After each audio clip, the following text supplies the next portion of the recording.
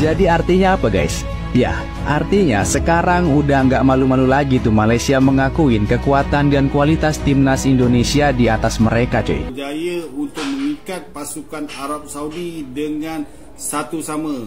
Satu keputusan yang di luar jangkaan, satu keputusan yang ramai yang tidak menjangkakan Indonesia mampu untuk mengikat pasukan Arab Saudi, tapi Indonesia telah membuktikan kemampuan dia orang dengan lambakan pemain-pemain warisan yang diturunkan. Indonesia mempamerkan aksi bukannya Indonesia yang 2 tahun lalu. Indonesia sekarang ni memang level-level bagi aku corak permainan taktikal dia orang level-level World Cup dah aku rasa. Sorry girl, I gotta go. Yeah, you know this ain't the old me. Try to keep it on the low. Dulu sombong dan gak mau diajak uji coba, sekarang Presiden Federasi Sepak Bola Malaysia berubah pikiran dan gantian ngajakin Indonesia untuk uji coba di FIFA Matchday. Ya, beliau adalah Datuk Hamidin, Presiden FAM Malaysia yang dulu nolak ajakan Pak Erick Thohir untuk melakukan uji coba dengan timnas Indonesia cuy.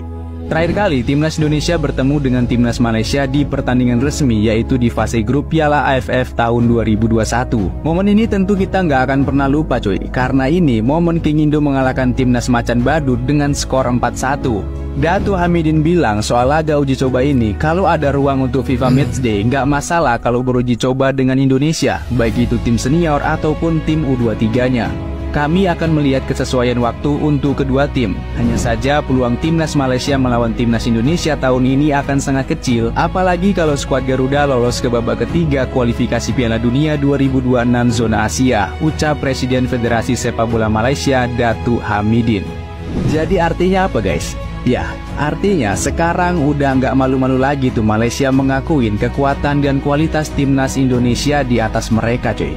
Jadi gimana nih? Kalian setuju nggak kalau timnas Indonesia beruji coba sama timnas Malaysia? Performa timnas Indonesia tak hanya mengundang decak kagum dari supporter skuad Garuda, tetapi juga membuat fans sepak bola Malaysia takjub. Dari lini masa dunia maya, terpantau performa timnas Indonesia saat melawan Arab Saudi dalam kualifikasi Piala Dunia 2026 juga disaksikan pecinta sepak bola negara tetangga. Hasil yang diraih anak asuh Shin Tae-yong pun mendapat komentar dari netizen Malaysia. Salah satu cuitan soal penampilan impresif tim Merah Putih ditampilkan seorang komentator bernama Aiman Rosizam. Pada awal laga Arab Saudi versus Indonesia, ia mengulas kualitas tekanan yang diberikan tim tamu kepada tim tuan rumah. Tulisan tersebut lantas memantik komentar dari netizen Malaysia. Beragam hal diutarakan warganet negara tetangga, termasuk soal gaya main yang memesona. Gila kalau seperti ini permainan Indonesia sekarang memang dahsyat, sepertinya Malaysia juga kena, ujar salah satu netizen. Selain itu ada pula yang mengeluarkan komentar dengan membandingkan geliat naturalisasi pemain yang dilakukan PSSI dan FAM. Pemain keturunan mereka juga ada yang di bawah 23 tahun. FAM kurang progresif dalam membujuk pemain keturunan gabung skuad. Selain itu pola pikir fans juga beranggapan tak ada yang lebih Malaysia daripada Melayu. Jadi susah untuk pemain keturunan mewakili negara. Cuit seorang pemilik akun. Ramalan abang tepat. Indonesia imbang dengan Arab Saudi 1-1. Ini pencapaian yang sangat bagus untuk timnas. Jangan lupa geng, pasukan Arab Saudi ini bukan kaleng-kaleng. Mereka pernah mengalahkan Argentina yang ada Lionel Messi. Lebih-lebih lagi, Arab Saudi ada kelebihan sebagai tuan rumah dan ranking FIFA mereka tinggi 56. Anak-anak Shin Tae-yong memulakan babak pertama dengan bagus. Regna Oramanggion mencetak gol pertama yang lawa pada minit ke-19. Arab Saudi di bawah Roberto Mancini berjaya comeback sebelum tamat babak pertama. Disebabkan faktor cuaca, timnas nampak letih dan hilang fokus pada babak kedua. Arab Saudi nampak lebih semangat dan giat menyerang tetapi tidak mampu melepasi defense timnas. Walaupun permainan dikawal oleh tuan rumah, timnas juga ada peluang mencetak gol dari Marcelino. Detik yang paling merisaukan ialah pada minit ke-77 apabila Martin Pais membuat kesilapan dan memberi sepakan penalti kepada Arab Saudi. Tapi abang dah cakap Martin Pais ini world class. Dia berjaya menepis sepakan penalti Salim Al-Dosari dan lepas tu Pais juga buat 2 lagi save penting untuk timnas. Memang Karen Garuda dan lepas ini mereka akan berjumpa dengan Australia. Kalau kalian rasa timnas boleh mengalahkan Australia, komen timnas gaco kat sini. Okay guys, first aku nak ucapkan tahniah dulu, setinggi tahniah kepada pasukan Indonesia yang berjaya untuk mengikat pasukan Arab Saudi dengan satu sama. Satu keputusan yang di luar jangkaan, satu keputusan yang ramai yang tidak menjangkakan Indonesia mampu untuk mengikat pasukan Arab Saudi, tapi Indonesia telah membuktikan kemampuan dia orang dengan lambakan pemain-pemain warisan yang diturunkan, Indonesia mempamerkan aksi bukannya Indonesia yang 2 tahun lalu lah. Indonesia sekarang ni memang level-level bagi aku, corak permainan, taktikal dia orang level-level World Cup dah aku rasa. Memang kalau kau tengok perlawanan tadi tu memang best lah. Okey, dari segi asakan, dari segi pertahanan Indonesia sangat-sangat baik. Okey, apa pun yang aku nak sentuh kat sini berkaitan dengan Mancini, okey, jurulatih Arab Saudi. Okey, pada peringkat awal dia, aku yakin Arab Saudi dia yakin dia akan menang dan agak angkuh sikit lah dengan statement-statement dia. Okey, tapi bila di atas padang, Indonesia dah buktikan negara ASEAN mampu untuk menyaingi pasukan daripada negara-negara Arab seperti Arab Saudi. Okey, memang power pasukan Indonesia pun tadi. Okey, lepas tu pula, okey, jurulatih Arab Saudi ni dia bagi satu alasan tau. Alasan dia mengatakan antara sebab dia kelekan dekat pemain dia. Lepas tu juga dia bagi tahu dia seolah-olah nak bagi tahu Liga Arab Saudi ini dipenuhi dengan pemain-pemain import, dan pemain-pemain tempatan, pemain Arab Saudi hanya duduk sebagai pemain simpanan saja. Dan dia mengatakan lebih 20 orang player yang dia bawa untuk Arab Saudi ini adalah pemain yang membarisi barisan simpanan pasukan masing-masing. Okey, itu antara yang dibagi faktor itulah. Okey, kenapa Arab Saudi tidak mampu untuk tumbangkan Indonesia. Dan bagi aku, Arab Saudi dia melepaskan peluang yang sangat baik apabila dia dapat penalti. Okey, tapi keeper Indonesia tu bagi aku grade A. Dia bagi aku dia macam inilah keeper Indonesia tu. So bagi aku ulak pada pasukan Indonesia. Lepas ni lagi 3 hari, 4 hari lagi Indonesia akan bertemu dengan Australia di gelanggang sendiri. Okey, pastikan Indonesia mencapai kemenangan dan membuat satu lagi kejutan untuk memastikan Indonesia terus pada landasan dia tepat. Okey, kemungkinan tak ada apa yang mustahil, boleh pergi ke World Cup. Oh, idaman semua tu nak pergi World Cup tu. Malaysia tak tahulah bila nak pergi kan. Dah masuk second league pun belum lagi ni. Okey, apa pun aku tahniah aku cakap kepada pasukan Indonesia. Okey, good luck, you are the best. Okey, itu dia guys, Indonesia memulakan aksi kelayakan Piala Dunia dengan bergaya apabila berjaya seri dengan Arab Saudi. Korang bayangkan Arab Saudi guys yang mengalahkan Argentina di World Cup yang lepas. Bukan biasa-biasa tu.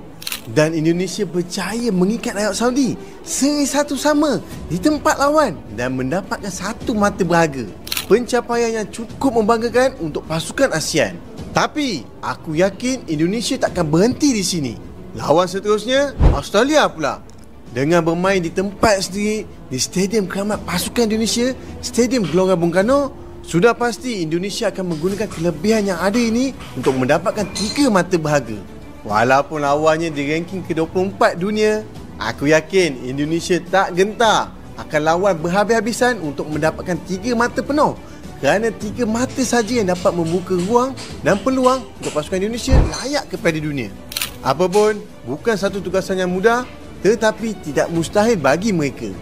Ayo Indonesia, buktikan yang pasukan dari ASEAN juga mampu untuk menggegah bola sepak dunia. Weh, serius lah Indonesia seri dengan Arab Saudi untuk perlawanan kelayakan Piala Dunia semalam. Ini bukan pasukan bawah 23 tahun atau bawah 15 tahun, tapi ini pasukan kebangsaan. Dan ini bukan perlawanan persahabatan, tapi kelayakan Piala Dunia.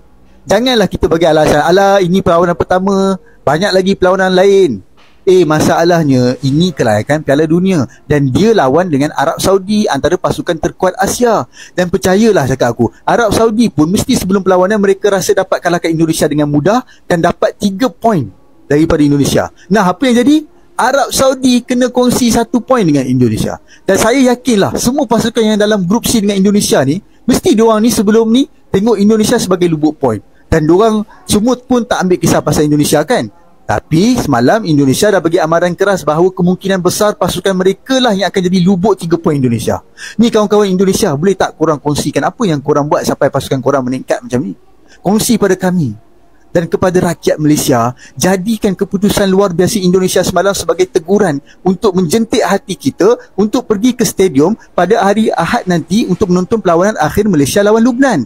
Tak kisahlah walaupun itu hanyalah Piala Merdeka, tapi tetaplah ianya perlawanan akhir dan kita lawan negara Arab yang kuat. Dan tak silap saya, ada poin FIFA. Kalau menang, ranking naik mendadak. Kalau kalah, turun mendadak. Jadi ini adalah perlawanan penting. Bahkan kita kena teruskan momentum Indonesia sekat Arab Saudi itu supaya mereka tahu negara Asia Tenggara bukan lagi cikai, bukan lagi tempat yang mereka boleh makan. Pergilah ke stadium pada hari Ahad nanti dan bersoraklah sampai Malaysia membenam Lubnan. Ayo guys, repost video ni. Assalamualaikum warahmatullahi wabarakatuh. Halo teman-teman, jumpa lagi di Aryan M Channel. Oke, barusan sudah kita saksikan beberapa cuplikan video di mana Malaysia sudah tidak malu lagi untuk bisa mengakui keunggulan dari timnas Indonesia yang menurut mereka sudah levelnya berbeda. Level Indonesia katanya sudah terbilang level Piala Dunia, sudah setara dengan tim-tim Asia. Hal ini dibuktikan oleh Indonesia kemarin pas bermain dengan Arab Saudi dalam babak kualifikasi round 3 Piala Dunia 2026 dengan menahan skor imbang 1-1. Inilah yang membedakan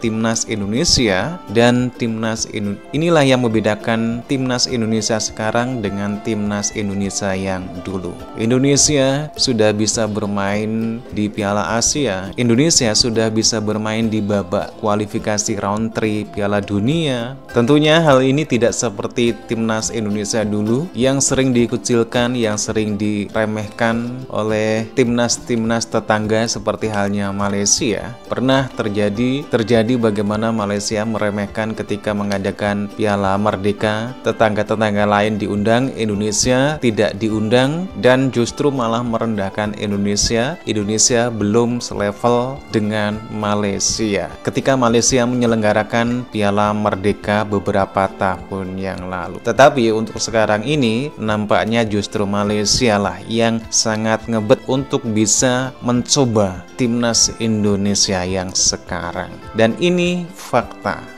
Oke teman-teman ya, demikian beberapa cuplikan video yang menarik sekali. Bagaimana nih menurut teman-teman? Silahkan teman-teman bisa berkomentar dan jangan lupa dukung dengan cara like juga subscribe. Terima kasih, sampai jumpa lagi di video berikutnya. Wassalamualaikum warahmatullahi wabarakatuh.